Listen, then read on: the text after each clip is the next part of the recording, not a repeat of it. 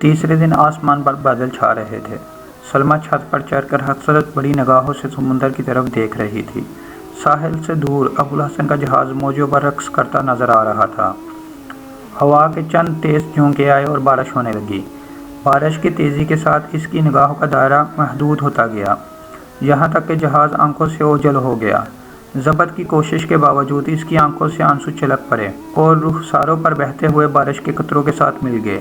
سلمیٰ دیر تک ہاتھ اٹھا کر یہی دعا دہراتی رہی، میرے مولا اسے سمندر کی سرکش لہروں سے محفوظ رکھیو۔ باغیچے میں ابوالحسن سے آخری ملاقات کے بعد سلمیٰ کے خیالات اور عادات میں واضح تبدیلی آ چکی تھی۔ ابوالحسن کی بے اعتنائی کا بے حد ملال تھا، تاہم اسے انسانیت کا بلند ترین معیار تصور کرتے ہوئے وہ اس بات پر ایمان لا چکی تھی اس کی جو عادت ابوالحسن کو ناپسند ہے یقیناً بری ہوگی۔ چنانچہ اس نے دوبارہ کسی کے سامنے بے حجاب ہونے کی جرأت نہ کی۔ جب ابوالحسن اور اس کے ساتھی بندرگاہ کی طرف روانہ ہوئے تو اس نے اپنے دل سے یہ سوال کیا، کیا اس کے دل میں میرے لیے کوئی جگہ ہو سکتی ہے؟ ابوالحسن کی باتیں یاد آتی تو اس کے دل میں کبھی اداسی کی طریقیں مسلط ہو جاتی اور کبھی امید کے چراغ چمک اٹھتے۔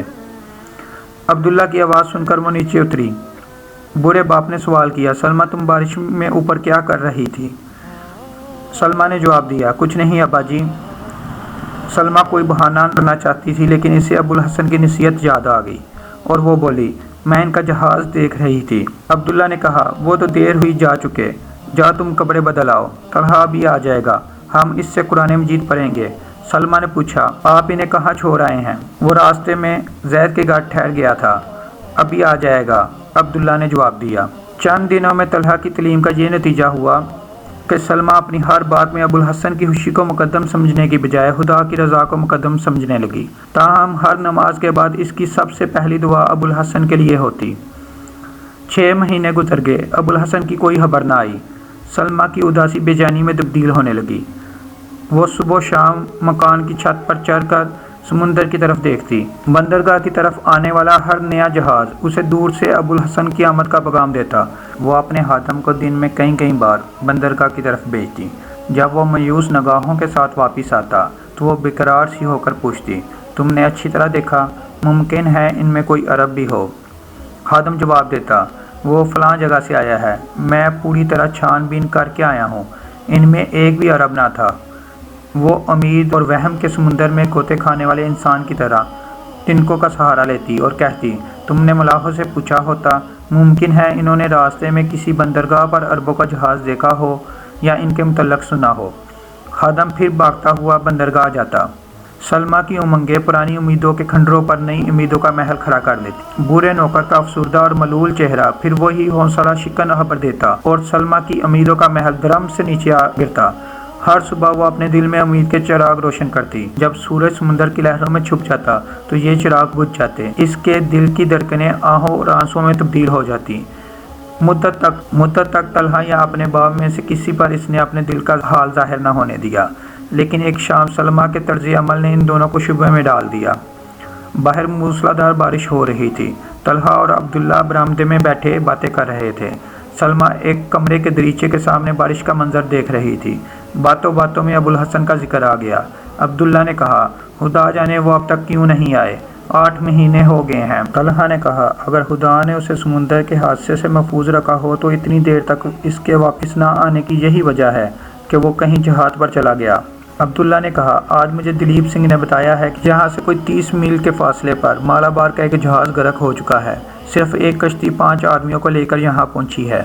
طلحہ نے پوچھا، اس پر کتنے آدمی تھے؟ عبداللہ نے جواب دیا، شاید 20 آدمی تھے۔ جہاز بہت بڑا تھا، اس پر تجارت کا بہت سا مال تھا۔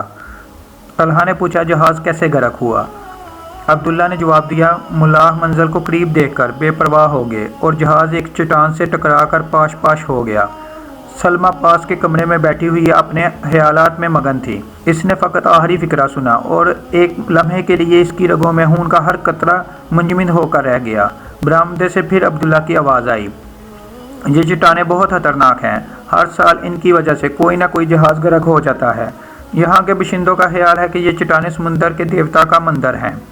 یہ سنتے ہی سلمیٰ کی رگوں میں ایک غیر معمولی سی آتش پیدا ہوئی वो उठी और अपने कमरे से निकलकर बाप के सामने आ खड़ी हुई। इसका दहशत ज़दा चेहरा और पथराई हुई आंखें देखकर बाप ने पूछा, बेटी तुम्हें क्या हुआ? कुछ देर जज्बात की शिद्दत की वजह से सलमा के मुंह से कोई आवाज़ ना निकली।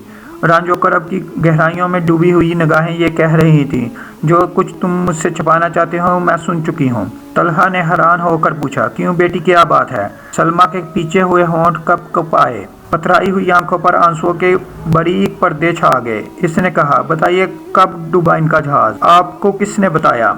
आप खामोश क्यों हैं? खुदा के लिए कुछ तो कहिए, मैं बुरी से बुरी खबर सुनने के लिए तैयार हूँ।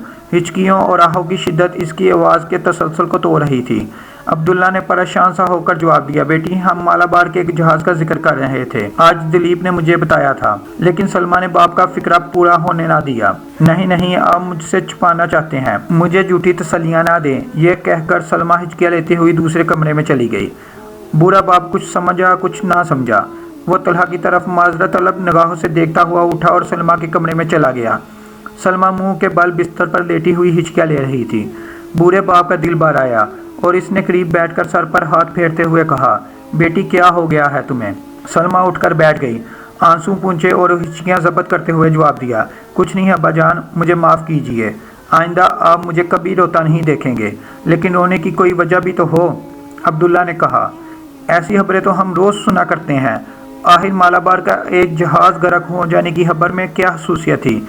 सलमा ने गौर से अपने बाप के चेहरे की तरफ देखा और कदरे मुतमईन होकर बोली, आप सच कहते हैं। अब्दुल्ला ने बरहम होकर कहा, आखिर मुझे झूठ कहने की क्या ज़रूरत थी? आज तक तुमने मेरी किसी बात पर शक नहीं किया। अगर मुझ पर यकीन नहीं आता तो तलहा से पूछ लो। सलमा ने नदामत से सर झुका लिया और कहा, अब्बा जान मैं माजरत चाहती हूँ। मैं समझी थी कि शायद आप अरबों के जहाज़ का जिक्र कर रहे थे।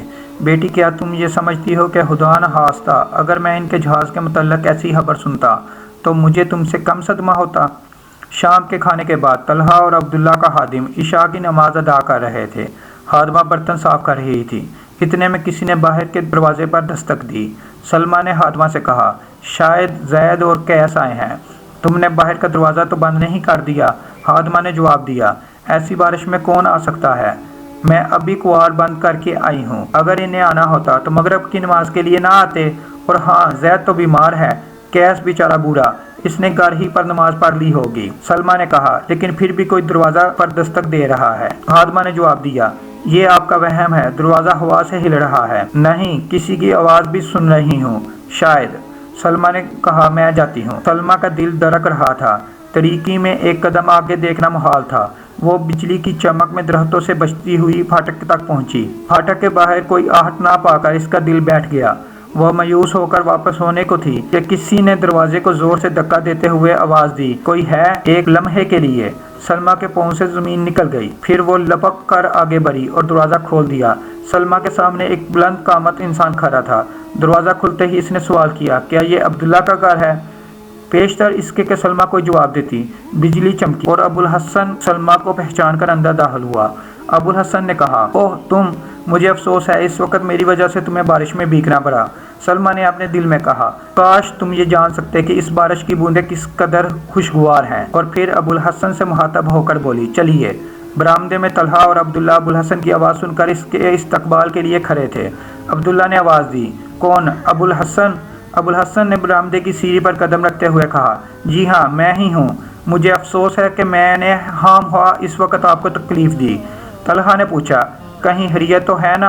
आपके साथी कहाँ है? हाँ हरियत है, मैं इन सबको जहाज़ पर छोड़ आया हूँ। मुझे मालूम ना था कि यहाँ तक पहुँचने के लिए मुझे इतने मराइल से गुजरना पड़ेगा। रास्ते में एक दफ़ा फिसला, 2 मरतबा नदी में गिरा, 5 मकानात को आपका मकान समझकर आवाज़ें दी। एक करके चंद फ़र्ज शनास कुत्तों ने मेरा इस्तकबाल किया। अब्दुल्ला ने सलमा को आवाज़ दी। सलमा अभी बेखुदी के आलम में बरामदे से बाहर खड़ी थी। आज भी बारिश के कतरे इसके रुखसारों के आंसू धो रहे थे, लेकिन ये खुशी के आंसू थे। बाप की आवाज़ सुनकर वो चौंकी और भागती हुई बरामदे में दाखिल हुई। क्या है अब्बा जान? बेटी जाओ, इनके लिए खाना और कपड़ों का जोड़ा ले आओ और बाकी मेहमानों के लिए भी खाना तैयार करो, मैं इन्हें बुलाने के लिए जाता हूँ। अबुल हसन ने कहा, खाना हम सब खा चुके हैं, आप तकलीफ ना करें। कपड़े बदलने के बाद अबुल हसन अब्दुल्ला और तलहा से देर तक बातें करता रहा। इसने देर से आने की ये वजह बयान की, बसरा से उसे अफ्रीका एक मुहिम में शरीक होने के लिए भेज दिया गया था। 7वें दिन अब्दुल्ला की रजामंदी ने सलमा और अबुल हसन को रिश्ता अज़वाज में मुंसलिक कर दिया। 3 साल बाद अबुल हसन शहर में अपने लिए एक खूबसूरत मकान और इसके करीब एक मस्जिद तमीर करवा चुका था। इसकी देखा देखी इसके चंद साथी भी इस शहर में आबाद हो गए। 5 साल के अरसे में अबुल हसन और तलहा की तबलीग से मकामी बशिंदों के चंद घराने दारा इस्लाम में दाखिल हो गए और अबुल हसन ने मुसलमान बच्चों की तलीम व तरबियत के लिए एक मदरसा तमीर करके दरसो तदरीस के फ़राइज़ तलहा के सुपुर्द कर दिए।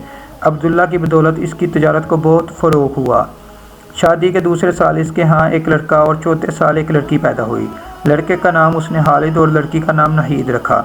10वें साल एक और लड़का पैदा हुआ, लेकिन 3 माह की उम्र में वालिदैन को दागे मफारकत दे गया। जब खालिद की उम्र 7 और नहीद की उम्र 5 बरस थी, सलमा के बाप ने चंद दिन मौसमी बहार में मुब्तला रहकर दुनिया को अलविदा कहा। अबुल हसन को दुनिया की हर नेमत मैसर थी। इसके पास मालो दौलत की कमी ना थी। उसे अपने बीवी बच्चों से बेइंतहा मोहब्बत थी, लेकिन ये मोहब्बत उसे घर की चारदीवारी में पाबंद ना रख सकी।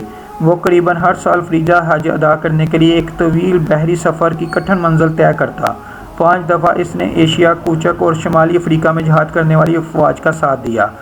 हर बार जहाद और हज से वापस आने के बाद वो फ़नून हरब और मजहबी तलीम में अपने बच्चों का इम्तहान लेता।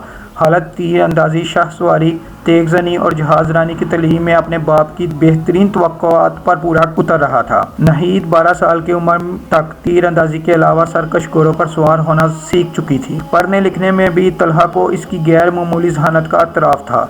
राजा के साथ अबुल हसन के तल्लुकात बहुत खुशगवार थे। महारानी एक मुद्दत से सलमा की सहेली बन चुकी थी। वो हफ्ते में 1-2 मरतबा पालकी बेचकर माँ और बेटी को अपने महल में बुला लेती। राजकुमारी नहीद से इस कदर मनूस हो चुकी थी कि खुद भी कभी कभी अबुल हसन के घर चली जाती। राजकुमार उम्र में हालत से 4 साल बड़ा था, लेकिन फिर भी वो हालत को हर बात में अपना काबिल तकलीद समझता था। एक दिन दिलीप सिंह ने राजा के सामने फ़नून हरब में हालत की गैर मामूली इस्तादाद की तारीफ़ की। राजा ने पूछा, क्या वो हमारे राजकुमार का मुकाबला कर सकेगा? दिलीप सिंह ने जवाब दिया, महाराज, हमारे राजकुमार नाज़ों में पले हुए हैं और वो एक सिपाही का बेटा है, लेकिन वो बहुत छोटा है। दिलीप सिंह ने जवाब दिया, महाराज, अगर अरब माएँ बचपन में ही अपने बच्चों की इस तरह तरबियत ना करती तो आज वो आधी दुनिया पर काबज़ ना होते। मैंने सुना है कि अरब माएँ 14 साल के बच्चों को मैदान जंग में बेच देती हैं। राजा ने पूछा, हालत की उम्र क्या है? महाराज, यही कोई 12 साल होगी। आखिर इन बच्चों में क्या खूबी है जो हमारे बच्चों में नहीं? दिलीप सिंह ने जवाब दिया, महाराज, अगर बुरा ना माने तो मैं अर्ज़ करूं? राजा ने कहा, कहो। महाराज, हम में और इनमें एक बुनियादी फ़र्क है। हम बेशुमार देवताओं को मानते हैं और इन देवताओं के अलावा दुनिया की हर वो ताकत जो हमें खौफज़दा कर सकती है हमारी निगाहों में देवता का दर्जा हासिल कर लेती है। मसलन हमारी राह में अगर कोई दुश्वार गुजार पहाड़ आ जाए तो हम अपनी क़ुव्वत तस्हीर के इम्तहान की बजाय उसे देवता समझकर उसकी पूजा शुरू कर देते हैं, लेकिन वो सिर्फ एक खुदा को मानते हैं और इसके सवार हुई ज़मीन की किसी बड़ी से बड़ी क़ुव्वत के सामने सर झुकाना गुनाह समझते हैं।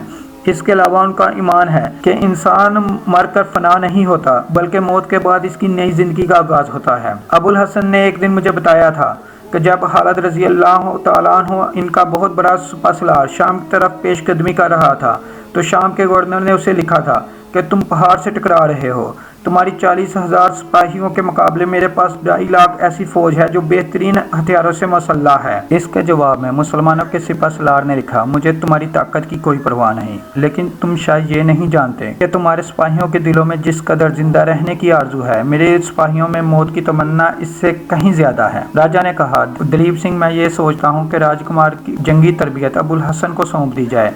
तुम इससे मिलो। अगर वो ये हिदमत कबूल करे तो हम इसे एक माकूल मुआवजा देने के लिए तैयार हैं। दिलीप सिंह के कहने पर अबुल हसन ने राजा की दावत खुशी खुशी कबूल कर ली, लेकिन मुआवजा लेने से इनकार कर दिया। 2 साल की तरबियत के बाद अबुल हसन ने राजा से कहा, अब आपका बेटा फ़नून सिपागरी में इस मुल्क के बेहतरीन नौजवानों का मुकाबला कर सकता है। राजा ने पूछा, मैं ये जानना चाहता हूँ कि वो तीर अंदाजी और शहसवारी में खालिद का मद्दे मुकाबिल है या नहीं। अबुल हसन ने जवाब दिया, खालिद ने इस उम्र में तीर कमान संभाला था जब आपका राजकुमार खिलौनों से दिल बहलाया करता था, और इस उम्र में घोड़े की पीठ पर बैठना सीखा था जिस उम्र में राजकुमार को नौकर कंधों पर उठाए फिरते थे। खालिद फितरतन एक सिपाही और राजकुमार फितरतन एक शहजादा, اور راجکمار تیغزنی میں کیسا ہے؟ وہ حالت سے عمر میں بڑا ہے، اس کے بازو بھی اسی قدر مضبوط ہیں۔ میں نے دونوں کا مقابلہ کرا کر نہیں دیکھا، لیکن میرا خیال ہے کہ وہ حالت کی نسبت زیادہ آسانی سے تلوار گھما سکتا ہے۔ راجا نے بیٹے کو بلا کر پوچھا، کیوں راجکمار، تم اپنے استاد کے بیٹے سے تلوار کے دو ہاتھ دکھانے کے لیے تیار ہو؟ راجکمار نے جواب دیا، نہیں پتا جی، وہ میرا چھوٹا بھائی ہے، اگر میں ہار گیا تو مجھے شرم آئے گی، اور وہ ہار گیا تو بھی مجھے شرم آئے گی۔